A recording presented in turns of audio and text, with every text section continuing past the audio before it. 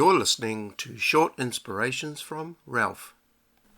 The World of the Generous, Part 3. You know, when you think of generosity, a lot of people start thinking of money or giving money. And while that may be part of generosity, it's not anywhere near what we're talking about in this series. We're talking about the generous heart of a person, what's in them. And last time we talked about this treasure that's in earthen vessels, and you and I are earthen vessels, and there's treasure there. And everything seems to at times to be conspiring against you to put this stuff back into the clay, back into your earthen vessel and leave it there. Whereas what we've always said is we have been given gifts and talents and skills to share them, to generously give out of ourselves. And Paul did say to Timothy, for God has not given us a spirit of fear, but of power and of love and of a sound mind. And that was in relation to him stirring up the gifts that were in him. And so we really do need to be true to the gift and calling and vision that God has installed into our systems. And one of the greatest examples of this in Scripture was a man named Joseph, who was the 11th son of Jacob, amongst a family of 13 children, 12 boys and a girl. This is almost 4,000 years ago.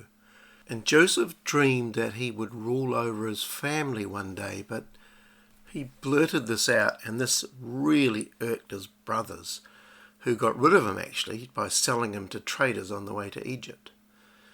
And he was sold to a high-ranking military man called Potiphar, whose wife had eyes for Joseph and falsely accused him when he turned her down.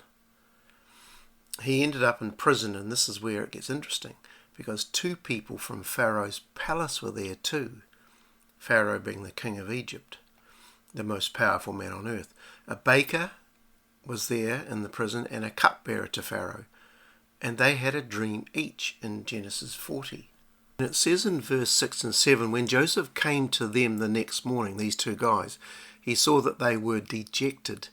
So he asked Pharaoh's officials who were in custody with him in his master's house, why do you look so sad today?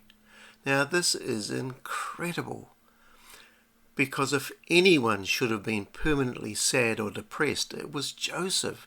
Think about it. He was abused and bullied by older brothers, almost murdered, became a slave, a nobody, was treated with great injustice and unfairly, and now he was in prison. He could have been forgiven for shutting down because of the pressure and trauma that he suffered.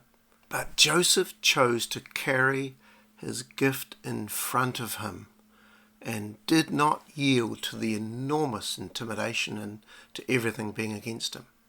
He interprets their dreams with great accuracy, and one of them is restored to Pharaoh as the cupbearer as predicted.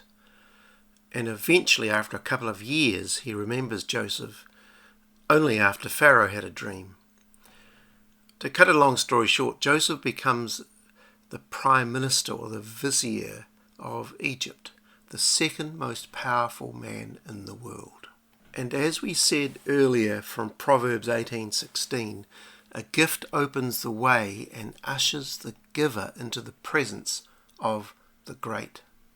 And this is an incredible example of that.